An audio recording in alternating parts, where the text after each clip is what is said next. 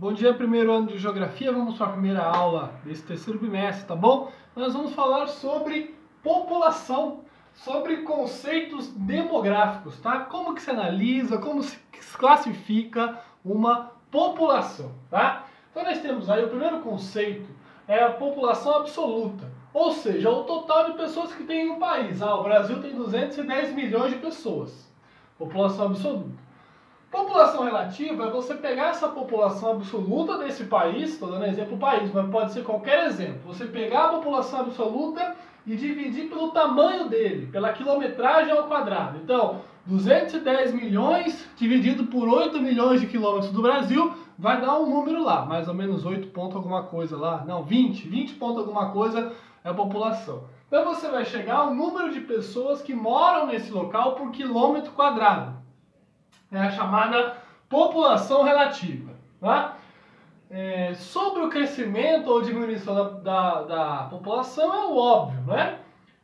Natalidade, número de nascimentos, taxa de natalidade vem de Natal, né? É o número de nascimentos em um local. E a taxa de mortalidade é o número de mortes em algum local, né? Então, durante um ano, você compara a natalidade e a mortalidade, chega ao crescimento vegetativo, se esse país ou se esse local está aumentando ou diminuindo a população, né? O óbvio, número de nascimentos menos o número de mortes para ver se a população está crescendo. Em relação à população mundial, foram criadas três grandes teorias. O primeiro deles foi o Thomas Malthus, no século XVIII, que fez a teoria malthusiana, que ele fala o seguinte, que vai chegar uma época do planeta, é igual aquela história do Thanos, mais ou menos, quem já viu os Vingadores. Vai chegar uma época do planeta que o número de alimentos vai ser inferior ao número de pessoas. Isso vai gerar fome e miséria, ou seja, ele vai falar que a progressão dos alimentos é uma progressão geométrica. 2, 4, 6. E a progressão da população é uma progressão aritmética, ou seja, a população cresce muito mais rápido do que as tecnologias de alimentos. Tá? Isso geraria miséria. Essa teoria não se concretizou. Por quê? Houve revoluções tecnológicas, alimentos transgênicos, combate a pestes, novas tecnologias, que gerou um aumento da capacidade de geração de alimentos hoje em dia. Então hoje o mundo consegue produzir alimentos para 9 bilhões de pessoas e só tem 7 bilhões. O problema é a distribuição dessa comida. A teoria neomalthusiana fala que o problema é a miséria dos países subdesenvolvidos, ou seja, a África, a Ásia e Américas.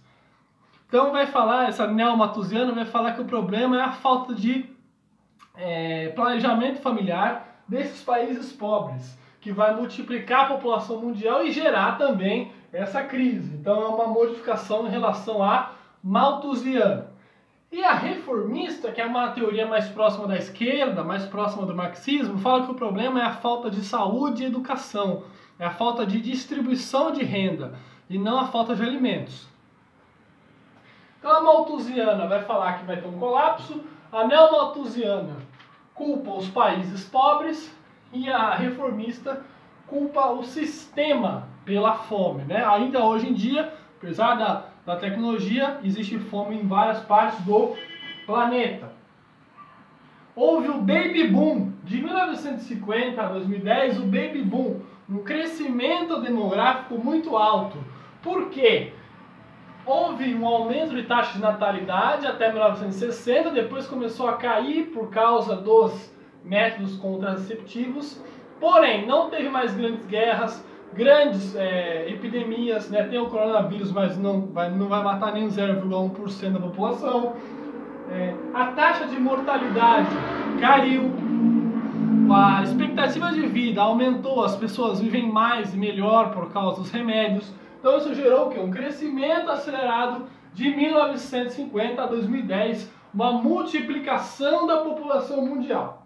O que analisa essa população mundial? Uma pirâmide etária, base, corpo e cume. A base é o número de jovens que nascem, de 0 a 10, 10 a 15, 15 a 20, 20.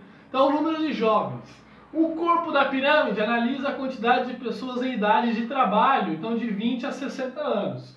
E o cume da pirâmide analisa a quantidade de idosos nesse país. Então, se um país tem uma base larga, tem muitos jovens. Se tem muitos jovens, precisa investir em educação. Se tem um corpo largo, ela precisa investir em quê? Em trabalho, né? Para essas pessoas terem trabalho. E se tem um cume largo, você precisa investir em saúde, porque tem muitos idosos. De um lado é o homem, do outro é a mulher. Geralmente a mulher vive mais que o homem, tá? Então a pirâmide etária é o nosso gráfico de base para estudarmos a análise da população mundial, regional, de qualquer local que seja, tá bom?